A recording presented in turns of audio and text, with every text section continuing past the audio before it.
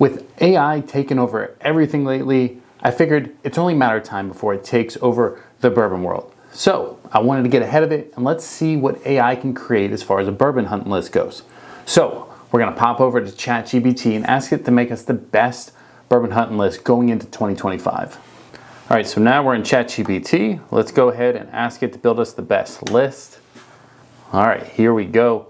So it's gonna start off with the Pappy Van Winkle. It says various years, which is understandable, right? Everybody wants a Pappy. I think that's on everybody's hunting list.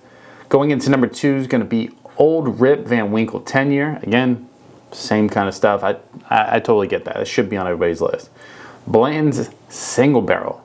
Okay, this is why is it on the list? As the first ever single barrel bourbon, Blanton's is a legend. In 2025, it was still highly thought after and carries serious value. Okay, totally get it. Number 4, gonna be Evan Williams 23 year.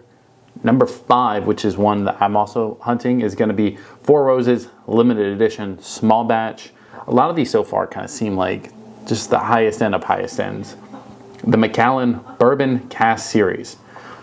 I mean, personally, I'm probably gonna pass on that, but I know there's a lot of Scotch lovers out there. So, number 7 is gonna be George T. Stagg from the Buffalo Trace Antique Collection.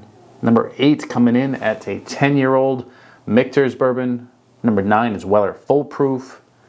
Number 10 is a Whistle Pig 18 years. Again, I haven't had much of Whistle Pig. That has really been like a love it or hate it thing. It's just haven't been buying any of the Whistle Pig lineup yet.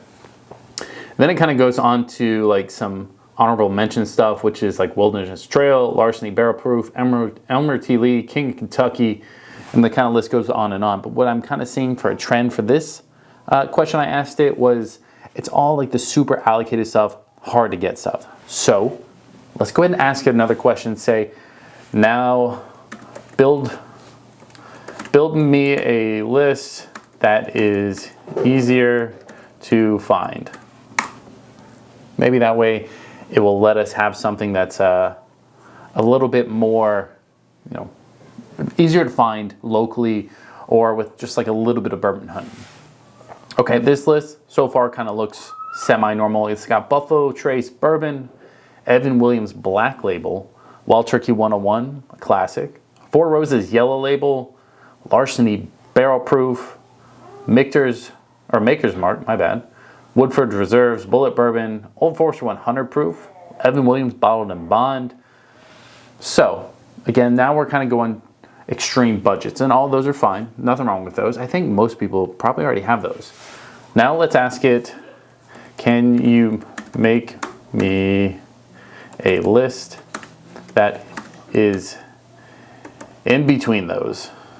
Let's see how it kind of reacts to that, because I would love to have a list. Instead of having just the highest of highs or the lowest of lows, give me somewhere in that middle. Give me something a little bit more on the fun to look for, good tasting bourbons, but don't have me hunt my entire life for it. Okay, now it created a list for in between. It's Buffalo Trace Antique Collection, the Eagle Rare 17 year, Knob Creek 12 year, okay, Russell Reserve 13 years, Blanton's Gold, Woodford Reserve Double Oak, my favorite. You got Michter's Small Batch Bourbon, Elijah Craig Barrel Proof, Evan Williams Single Barrel, Wild Turkey Rare Breed, and Old Forester 1920. Personally, that is a solid list to go bourbon hunting for. Honestly, I'd probably kind of pick a little bit of both, right? I think it gave us a good insight.